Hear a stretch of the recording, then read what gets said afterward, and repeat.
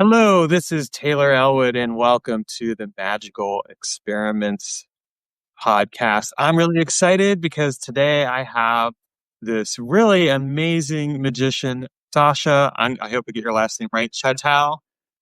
Chaitow, but it's okay. Oh, okay. Well, I made a valiant effort. Chaitow. I think I did hooked on phonics. Didn't work for me. But That's right. welcome to the show. Please introduce yourself. Tell us a little bit about who you are and what you explore magically. There's a couple different things, and I'm looking forward to talking about all of it with you. So I'm a British Greek scholar of history of esotericism, history of culture, history of magic. I'm an artist, visual artist, and well, I've had a long and varied career through all of that. Right now, I'm basically focused on exploring late antiquity through Byzantium, through modern Greek traditions of folk magic, but not only folk magic, and really digging up the history, bringing up, synthesizing the evidence for what was never lost in the first place, and I think bringing to light and bringing to a fresh audience things that scholars have known all along. But really, one of the things that I've been doing for many years and got myself into a lot of trouble for is this aim to do outreach, writing, teaching, what have you, where, I don't see any reason for this sort of thing to be stuck in dusty libraries. There's a lot of people searching for answers. There's a lot of people looking to understand more. And so what I try and do is kind of bridge the gap between the heavy lifting scholarship, which I also kind of do, but also bring it to a wider audience for people. And then, of course, the other strand of that is the work I've done on Joseph Péladan. That was for my PhD dissertation, and this weird and rather eccentric and sometimes rather obnoxious French author, occultist, and brain behind the Rosicrucian salons in 19th century Paris. And I'm doing various parallel projects around those two kind of main themes. Excellent. I know you actually have two Substacks, one which is focused on the Greek mysteries and then one which is focused on Joseph Péladan. You've also written, I know you've written a couple books on Joseph Péladan because I have one of them at least that I got through Theon Publishing, I believe. And then I know that in general, you do a lot of other stuff. I've seen you at a couple of other conferences over the years. So I definitely know that you've been out there and about, and it's a real pleasure to have you on here. Thank you. Thank you. Yeah, the main book on Péladan is the Son of Prometheus, is the title, and that it's adapted from my dissertation, but I make an effort for it to be as accessible a read as possible. And it's really his biography, and then his philosophy of magic, his philosophy of esotericism, and explaining what his system really is about and what he was out to do. And I'm working now on a 3-volume anthology for Theon Publishing as well, because his work is so huge. It's such a vast, sort of over 100 odd books. It's impossible to get. It's all in French, so it's impossible to translate all of that in one lifetime, really. So I'm looking to do 3 anthologies focusing on 3 different aspects of his work. The first one should be with the publisher late this year, early next year, and hopefully each one every year after that. And yeah, I've done a couple more books on different topics, and I've also edited completely irrelevant books. So there's a lot of that, but I'm running projects in parallel. So the Péladan anthologies are one of those strands, and then work on the Greek magic area is the other. So that's what I'm currently got on my desk. Well, that's really impressive. Speaking as someone who's written a fair number of books on magic myself, I know, like, one, how important it is to have different people working on different projects, like along these lines. Like your work in exploring, the contributions of Joseph Péladan. Like, a lot of people don't even know who he is. That's a great example of that. Like, where that's a piece of history, of magical history, that could be lost. And I think that's really important to have. But then also exploring the Greek myth. So what drew you to get fascinated with these different areas of magical practice and start discovering and exploring them in your own life? What was the impetus? Well, I mean, there's been various, I would say, flashpoints along the way. It all started with art. I mean, this is something that my art kind of gets forgotten along the way because I always talk about books, and right now I'm actually focused fully on the writing. But I started out as a fine artist looking for a purpose. I wasn't big on abstract art. I wasn't big on sort of, oh, let me paint my feelings. I don't do that. I've never done that. I felt that art needed to have a real purpose. It needed to make people stop and explore, stop and think, stop and enter into a dialogue with the artwork. And pretty early on, I mean, I'm in my teens, I'm talking, I was starting to kind of dabble and play around with little bits and pieces from folk tales, from whatever I could kind of pick up from reading here and there. And I also did some training in an iconography workshop because that's my Greek background. Uh, I was back and forth between England and Greece, but looking to study in Greece for this. And so, this whole concept of art as a window into some kind of greater meaning, some kind of greater truth, and the use of symbols to achieve that, and the idea that art could actually be something living, be something animated, something alive, that could uh, very tangibly turn itself into a kind of conduit for some kind of communication with something greater. So, with deliberate use of symbolic languages. So then, my mission was to understand these symbolic languages, what they were, visual languages, where they came from, what made symbols, a particular set of symbols, hold certain meaning, and how I could harness that in my own arts. And so that took me through a very circuitous route into alchemy initially. I was fascinated by alchemical symbolism. I did my master's degree on that. There's a little book which is it's a humble introduction to Renaissance alchemical um, uh, symbolism and iconography, really. And I didn't take it further for various reasons. But this is around the time I've done my master's in Western esotericism. I'm looking for a PhD topic. And to be honest, what I wanted to do is the stuff that I'm doing on Substack now, which is my Therathen project, which is all about Greek magic. And I have quite a few articles on Greek iconography and the very complex, layered, and fully Neoplatonist, really, theory behind the mechanism of how icons become conduits, bridges to the divine, and how that all works. And remember, this is in my background as well. This is in sort of my environment. It's not something that I necessarily picked up on consciously, but it's something that for me is natural and everywhere, really. So I was prevented. I was obstructed, really, from discouraged from taking the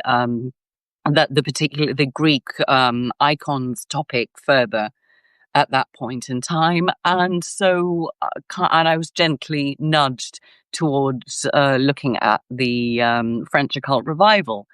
And so I dug around there a little bit and realized that although a lot had been said on some of the other figures, and Papus and Stanislas de Gaeta and much better known figures of the French occult revival, Péladan was always kind of this footnote. But Péladan's the guy who sort of creates these salons that had a huge impact on French symbolism of the day, has this huge body of work that everybody's saying is just kind of a bit too flowery and a bit too weird and a bit too odd. Now, tell me something's eccentric, flowery, and odd, and I'm all over it.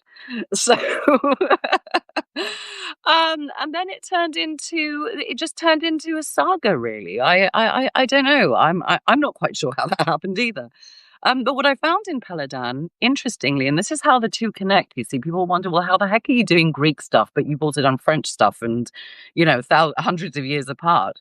Well, you see, Péladan studied the same theologians that are the basis for the theology behind icons.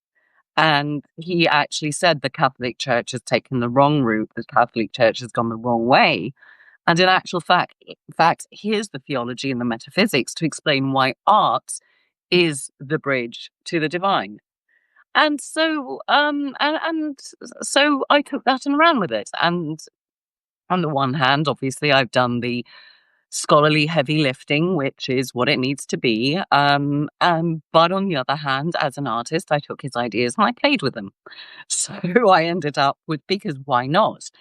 And who wouldn't? And so I ended up doing a series of exhibitions, and I have had many interruptions over the years. Like there's times when life has just gotten in the way and I've had to stop, drop everything, do something else, come back to it. That's how life is, really. It's messy. So Right? yeah. So yeah, people think that, oh, you've been doing Péladan for 15 years. You must be so fascinated, so committed. Guys, there's 7 years in there in which I wasn't doing anything. I was looking after dying people. So it's not that I'm that, much of a one-trick pony. It's just that when I start something, I like to finish it however long that's going to take. So, and here I am picking Péladan up again because, as I say, I have these anthologies to do. I don't know if there's going to be any more art in that particular direction because I've got other directions I now want to go in. But the real connection, I think, the heart of it all is art as magic. And that can sound so terribly trite and so terribly, Instagrammable. But there's a heck of a lot of depth to it, and there's a heck of a lot of a story to it. And this is something that the ancients knew. And it doesn't really matter whether we pick it up in antiquity or we pick it up in the 19th century. What matters is how it's supposed to work, why it's thought to work, and really, I think, what it can do for us.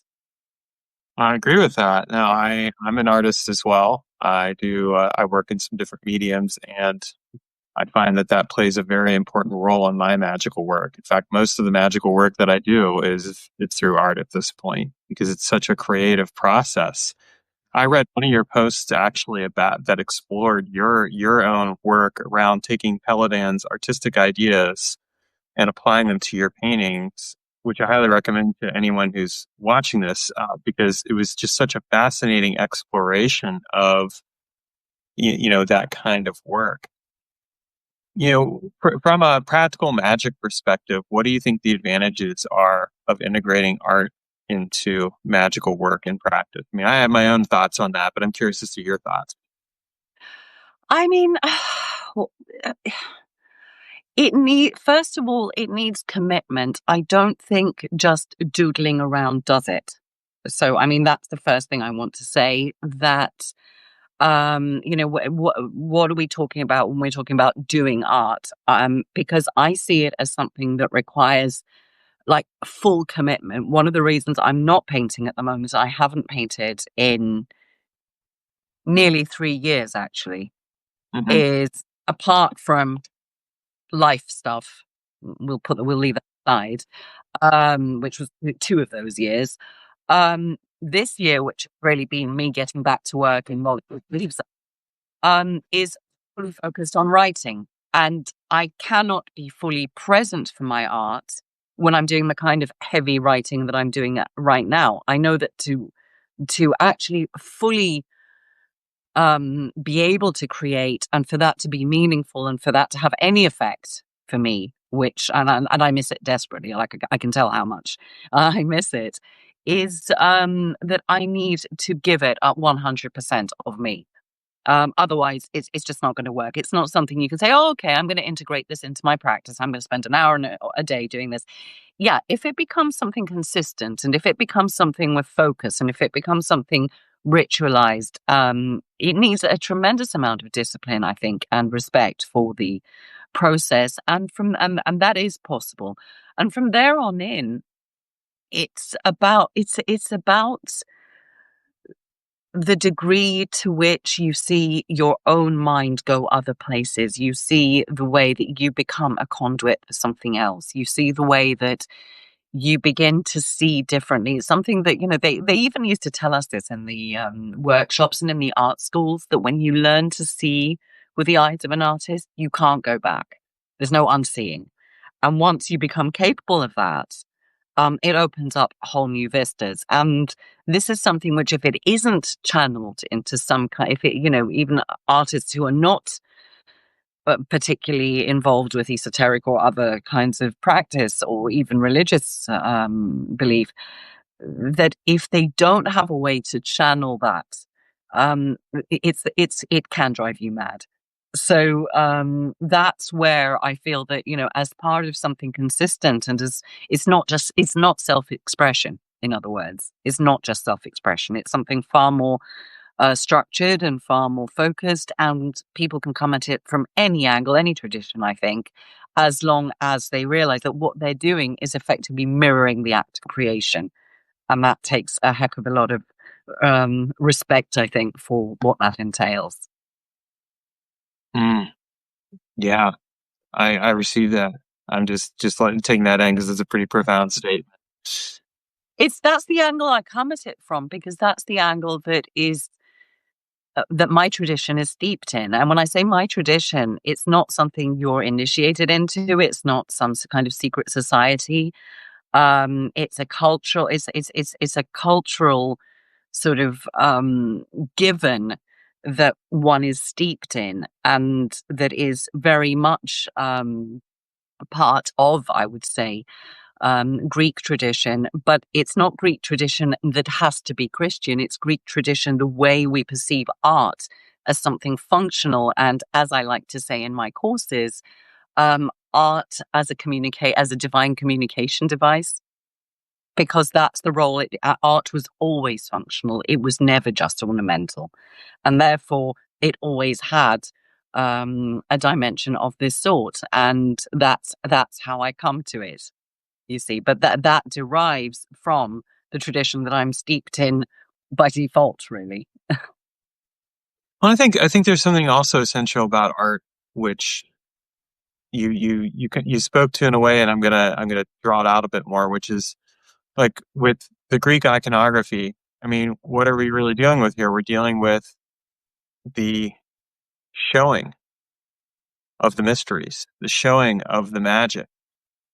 I think, sometimes people get caught up in the primacy of language without realizing that art is another language, another way of expressing that same essence, and expressing it in a way that is very raw and primal. That is very true. That is very true. And that's why I said that I started out looking for a symbolic vocabulary. And it's exactly what you're saying, because it puts language, like verbal, spoken language or written, totally aside. And it takes you somewhere much deeper. And there's something, that there's a particularly talented and a particularly totally awesome modern Byzantine artist stroke iconographer. His name is George Cordis. He's quite famous, like, George Cordis, literally, as I say it. Look him up, folks. He's worth it.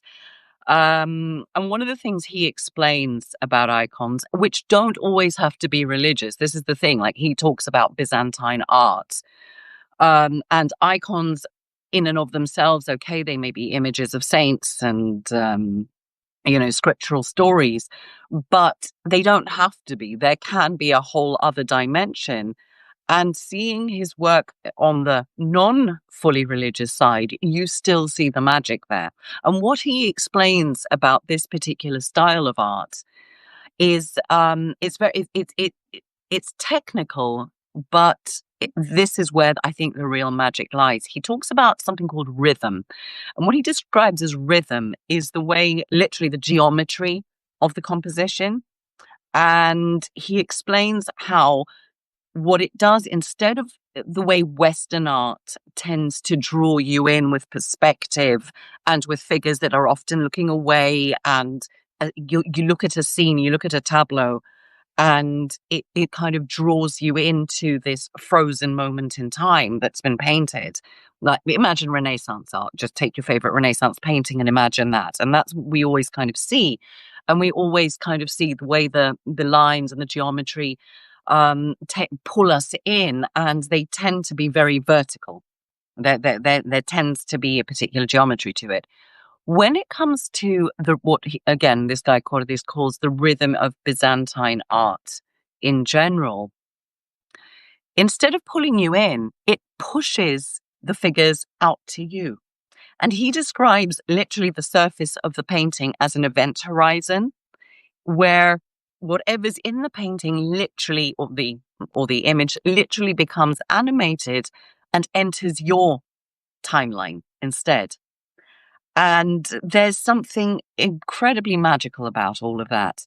And that's where this bridge happens. This is where this conduit kind of occurs. And all it takes, there's one of his students, who's again a very famous street artist, Ficos. If look him up on Instagram, again, his work is mind blowing, and he's done these gigantic murals in various cities all over the world.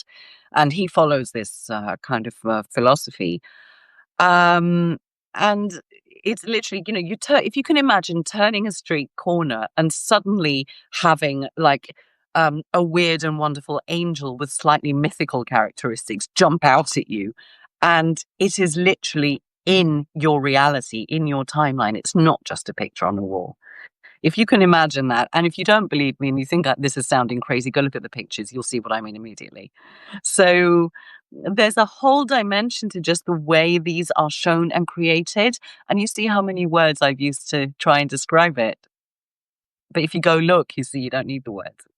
Yeah, you don't need the words. And I mean, I think that that's really an important part of it. Like, there's, in one sense, I think a lot of what I see within Western occultism is that we've shortchanged ourselves by focusing so much on language to the point that we've ignored art.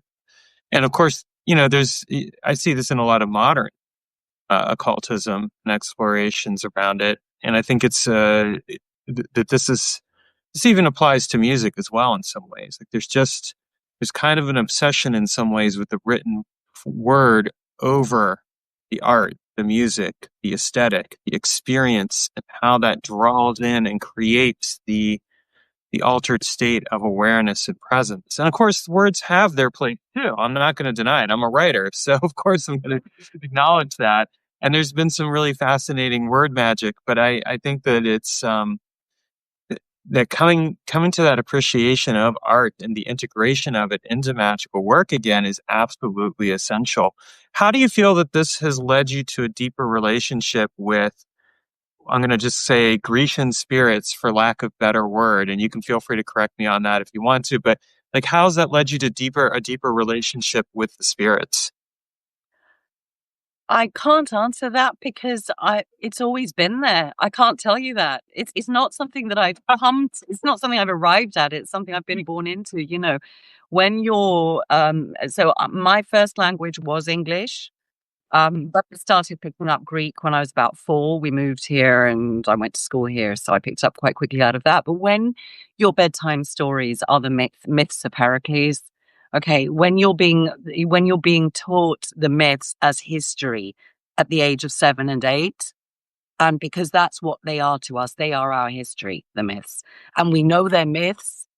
And at later stages, obviously, they become, we analyze them as cultural phenomena as well. But when you're that young, they're my ancestors. Like, why do I don't need any of this for that?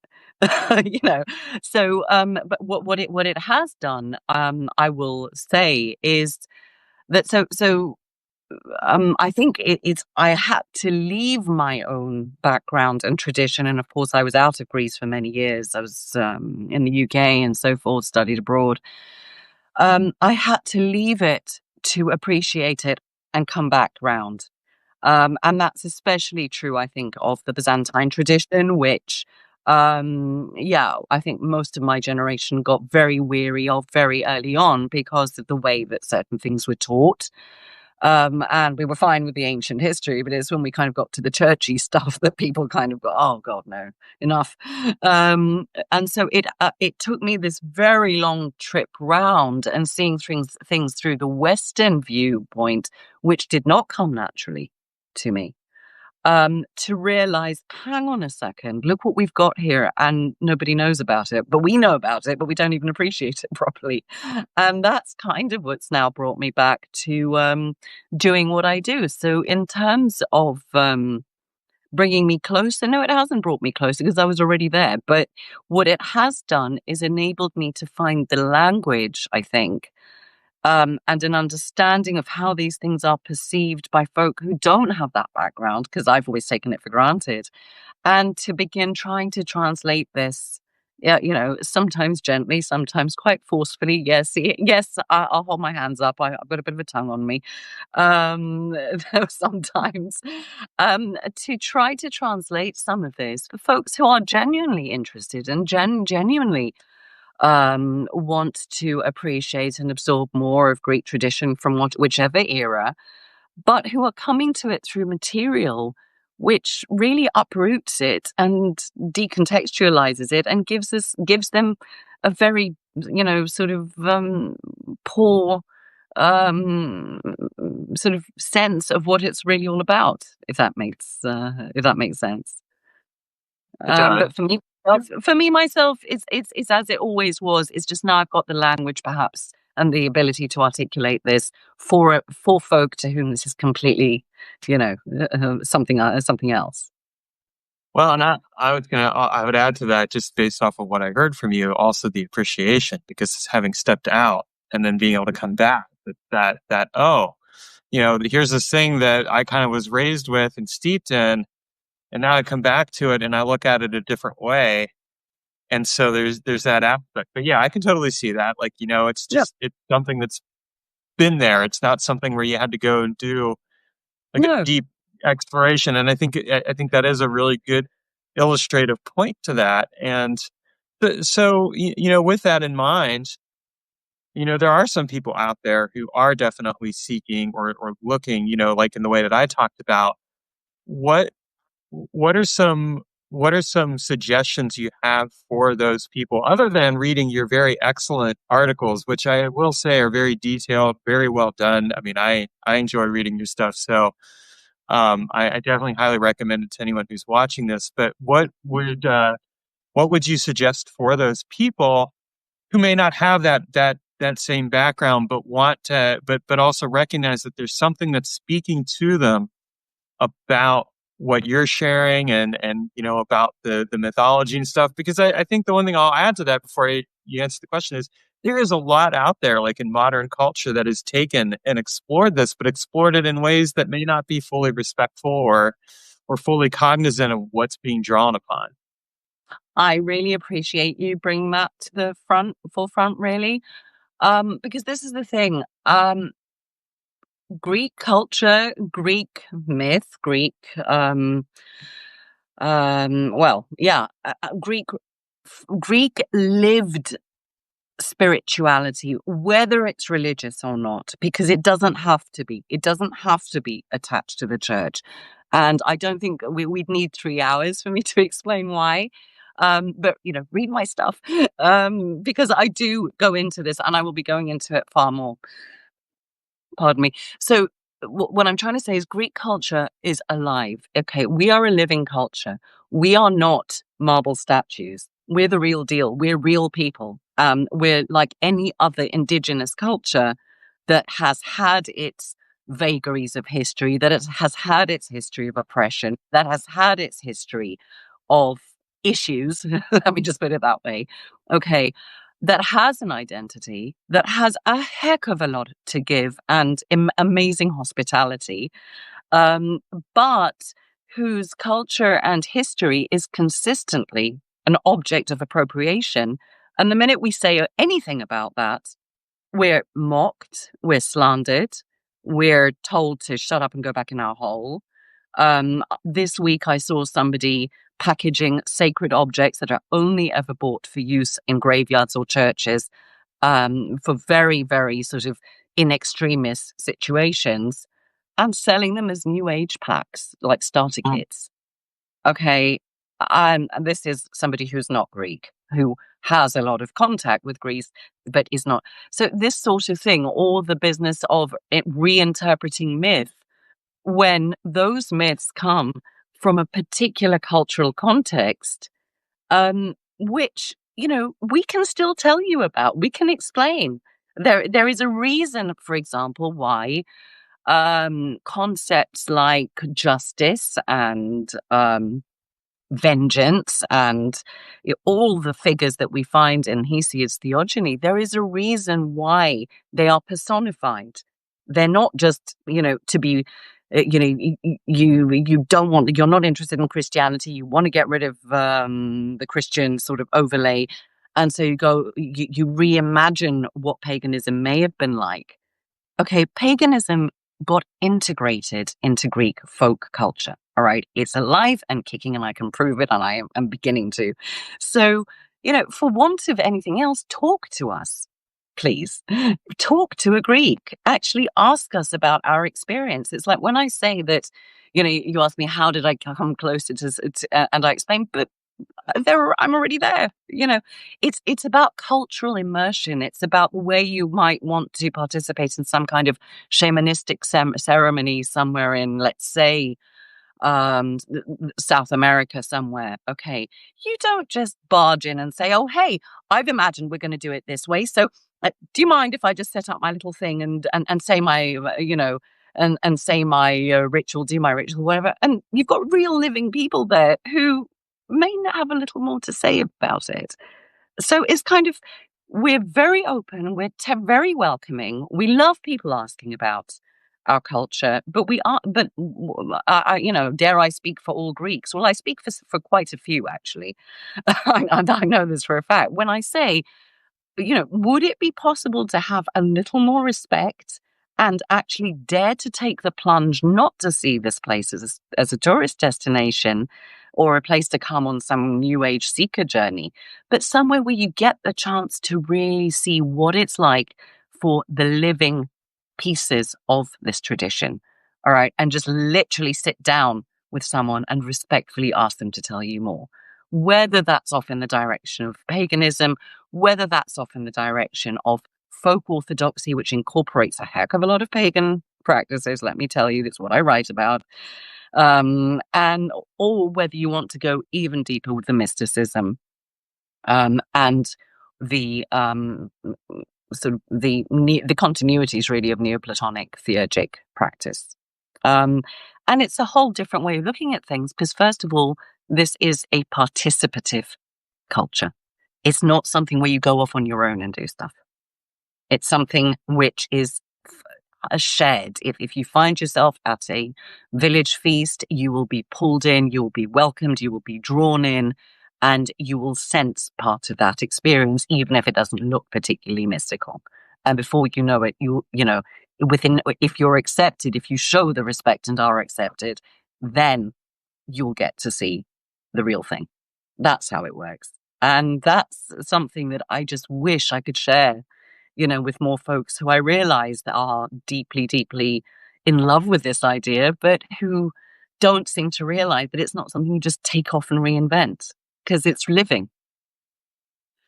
Well, I think, I'm going to speak as an American here because I think this is this hit on something for me. And it's like what you shared there was like realizing like how many people I think living over here in America feel divorced from their own ethnic background. And as a result, what they do is they try to grab onto whatever they can find. And a lot of times that is like Greek mythology. But then whether they realize it or not, they objectify it.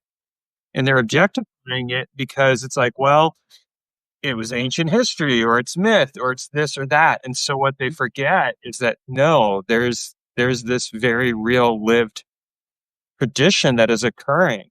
And there are people who are living it every day, and you're ignoring all of that. And I recognize why there is an epigenetic wounding for some people where they have had that. And so in a very real sense, the irony of that though is that doing exactly what you said, being respectful, asking, like, can I learn a bit more from you, and can I be Mhm. invited in, could actually help with some of that in a way, but it requires a willingness to set aside that notion of, well, this is something from the past, or this is something over Mhm. here. It'd be the same thing as looking at Joseph Péladan's work. Like, Joseph Péladan may be dead, but his work operates within a specific context that is still applicable to today. And Mhm. I want to be very clear, I'm not trying to say that they're one and the same thing. They're not, but I'm trying to show that a respect for the fact that there is a living history within any given Yeah. Mhm. practice or system, and a living tradition as well. It's not just something that's Yeah. distant and remote and objective. That's exactly right, and thank you so much for articulating that. It's I've since I've been more like active on Substack. So many Americans, and specifically Americans, but I've had this from Australians as well, have reached out and said to me, "We are rootless, and because we are rootless, we don't realize what it is that we're doing, the harm that can be caused in this kind of." It's exactly as you just said. And I understand that. And as somebody who's had a foot in both worlds, like I say, and I'm only half Greek, I may have been raised here, steeped here, but I do have the Western experience, all right, albeit British, which is slightly different. I totally get that, but by the same token, I know what it is to roll up by accident to a village, something or other, and just be pulled in because nobody gets left out. And the beauty of that, and I've had the joy of being able to take friends and colleagues. Last year, it was a baptism, and I had a colleague visiting and invited him along. And he was a historian of religion. He was blown away by the experience, like, because he was also able to observe and understand a lot of what he was seeing. And of course, and I was also in a position to talk him through a lot of that. And I would be overjoyed to do that for people, in different settings. And it comes very, very organically. But it's when people kind of, go off to visit the archaeological sites and, oh, why can't we have a ritual? And why are the guards kicking us out? Because these are our sacred spaces. And whatever ritual you do, which may be respectful to whatever God you've uh, made contact with for yourself, is great. But we do these things collectively, and we do them in a shared tradition format.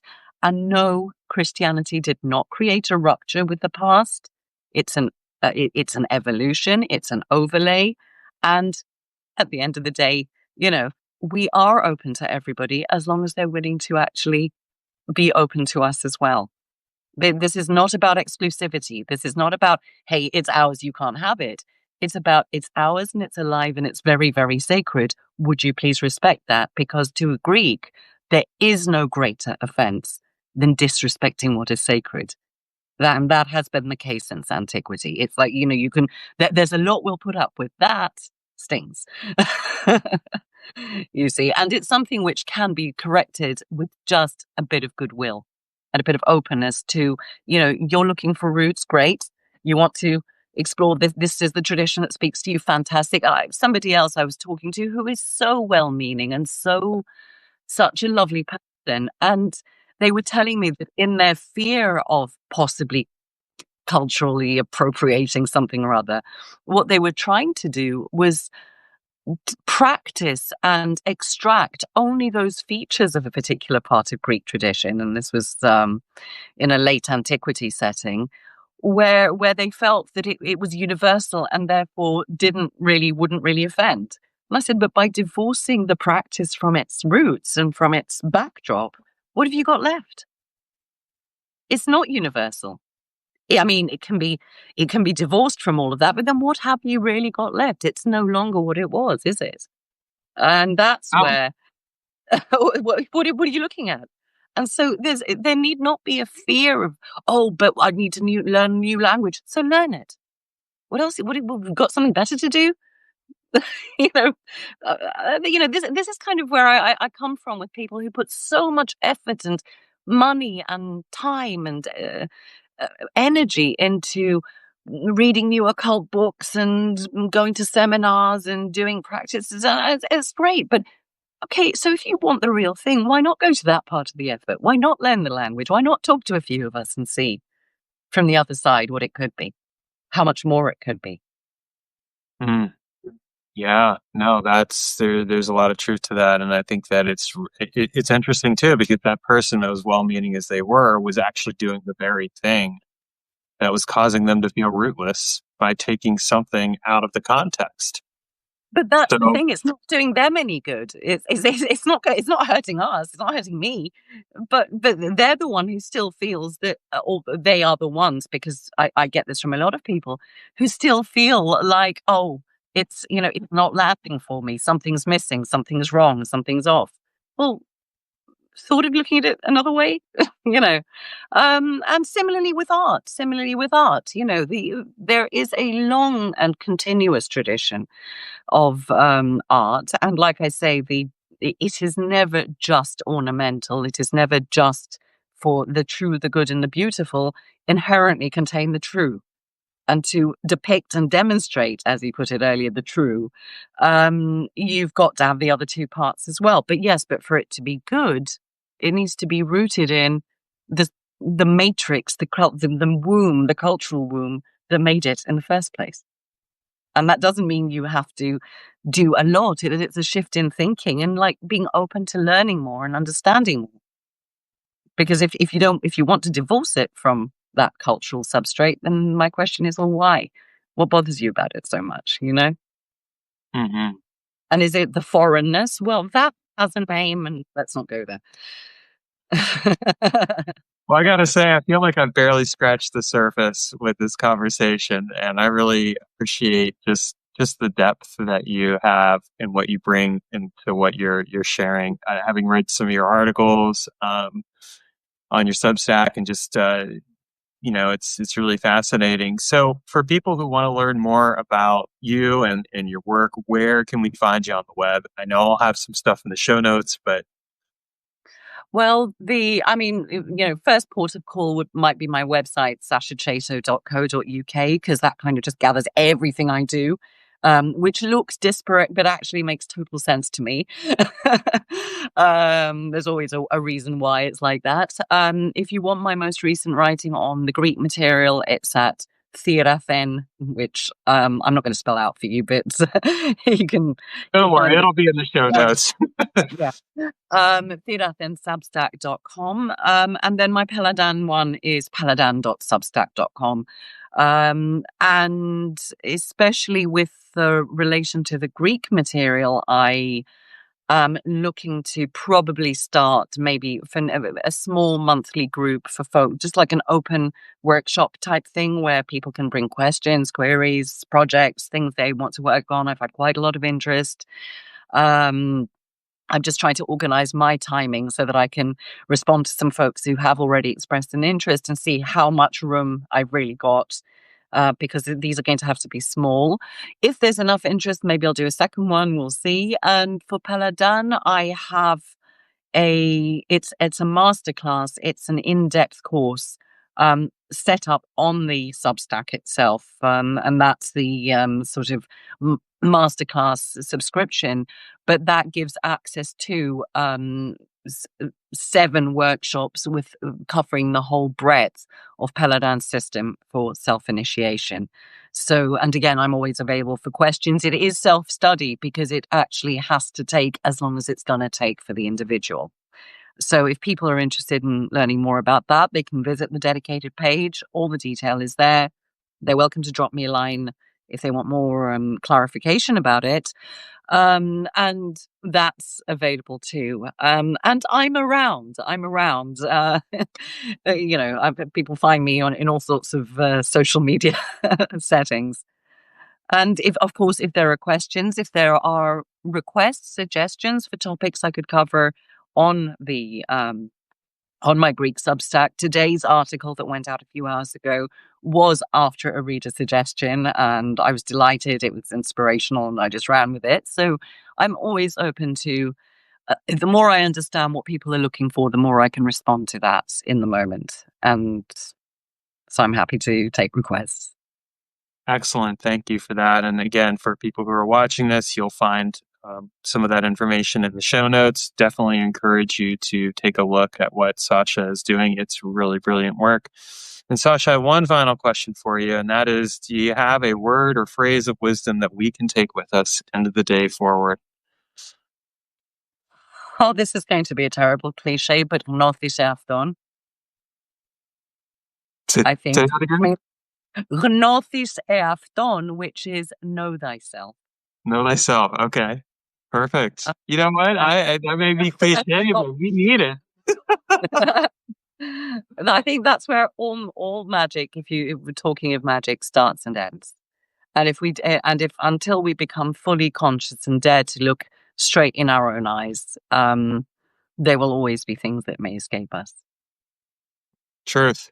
Well, thank you so much for coming on here. I really appreciate your time, and look forward to connecting with you down the line.